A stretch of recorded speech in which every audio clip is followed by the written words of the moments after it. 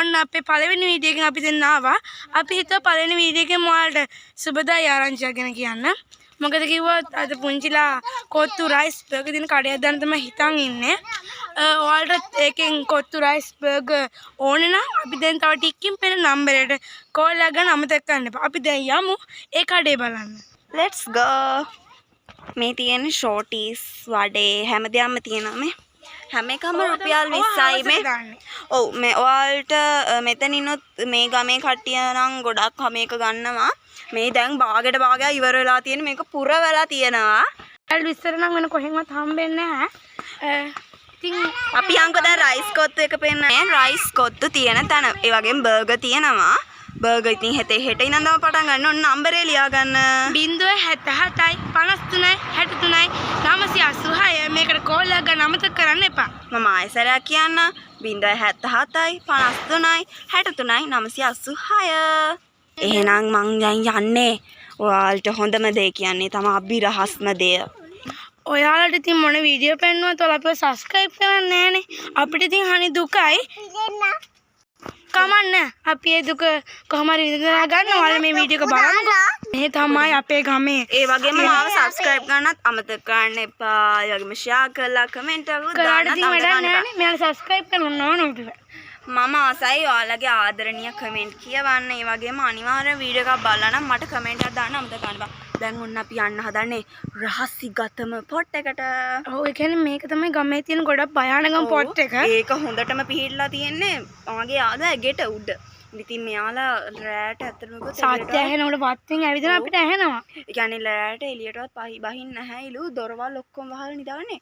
වහලට නිදා ගන්න බෑයිලු. ආදි ඔයා කියන්න ආදි වහලට ගල් ගහන සද්ද අපිට ගොඩක් ඇහෙනවා. අපි දොර අරින්නේ නැහැ. මේ ඉඩම තියෙන සුවිශේෂ අභිරහසය තමයි මේ ඉඩම අරක්ගත්ත හොල්මනක් ඉන්නවා.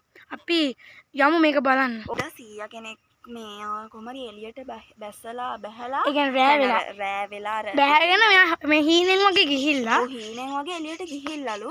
ඊට පස්සේ කොහමරි මෙයා කාත් එක්ක රණ්ඩුනාලු. සද්ද එහෙම ඇහුණා. ඊට පස්සේ මෙයාලා එහෙම ගිහාම එයා 100 කෑ ගැහුවලු. මකෝ මාත් එක්ක රණ්ඩුන මිනිහා එන්න කියපන් ඕකට කියලා කෑ ගැහුවලු. බලද්දි අර අවතාරේ තමයි එයාත් එක්ක ගොඩාක් රණ්ඩුලා තියෙන. දැන් එයා හොඳටම ලෙඩ වෙලා ලෙඩ ඇඳේ තින්නේ. එන හොඳටම හිටපු මිනිස්සෙක් වයස 50 ගණක් වගේ නැහැ නේ. ඔව් එයාට 40 ගණක් වගේ නේ. 50ක් කිට්ටු වගේ 50ක් කිට්ටු වගේ තියෙන්නේ. එයා දැන් ලෙඩ වෙලා තියෙනවා. මොකද අවතාරේ එයාත් එක්ක මොකක් හරි තරහකින් කියන්නේ මේ ඉඩම් මට හිතන විදිහට ඒ හොල්මන ඒ සියයි කරේ ඥාතියෙක් වෙන්න බෑද. අපි යම්කෝ කතා නැතුව. හරි අපි කතා නැතුව යමු. යාලි වසිල්ලෙන් එන්නද බලන්න ඉන්නේ. අපි යමු. ඔන්න ගයිස් අපි යන ගමන් ඉන්නේ. මොනවා වෙයිද දන්නේ නැහැ. අපි බලමු.